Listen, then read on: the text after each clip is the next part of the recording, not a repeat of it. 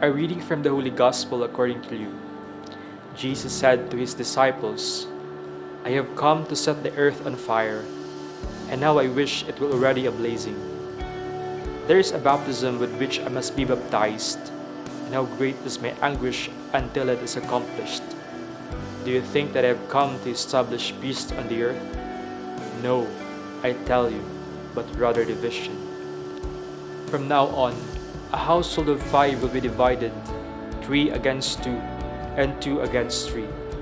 A father will be divided against his son, and a son against his father, a mother against her daughter, and a daughter against her mother, a mother-in-law against her daughter-in-law, and a daughter-in-law against her mother-in-law."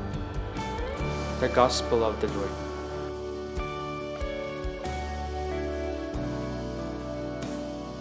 Our Gospel for today presents Jesus speaking about 3 meaningful things, namely the fire, baptism, and division.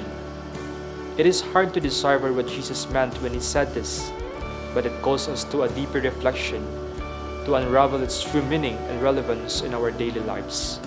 Jesus said to his disciples, "I have come to set the earth on fire, and how I wish it were already blazing." In the Old Testament, fire symbolizes purification, judgment, and God's living presence. When God spoke to Moses, he revealed himself to the burning bush.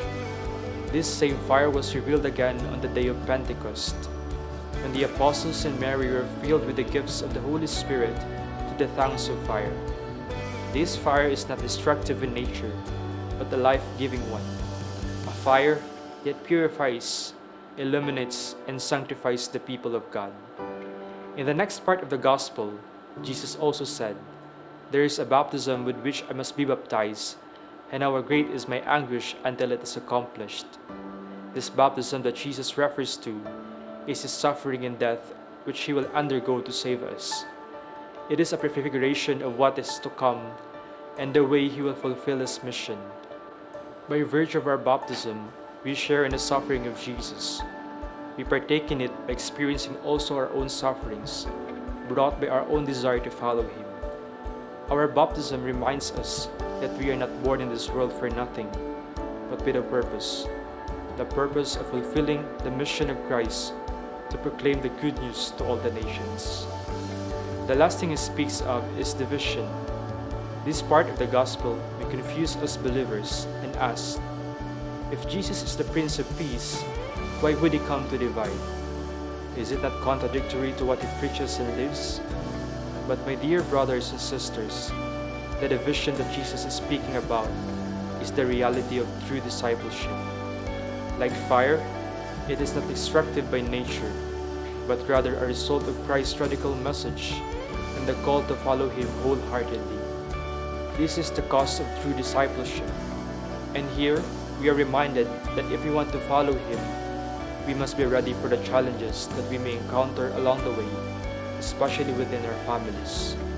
My dear Thomasians, Jesus reminds us today of our baptismal commitment to follow him. He calls us to reignite that fire in our hearts to serve others. Following him is not as easy as we might expect, but he assures us of his guidance through the Holy Spirit. It is not an option, but a choice to make. A choice that despite the many challenges, we are ready to follow him.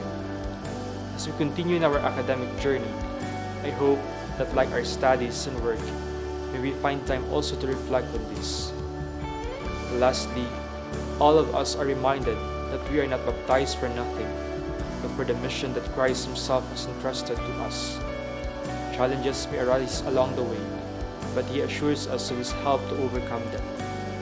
With humility, let us surrender ourselves to him, and let the fire of God purify us, sanctify us, and consume us until our hearts are formed like the heart of Jesus. God bless us all.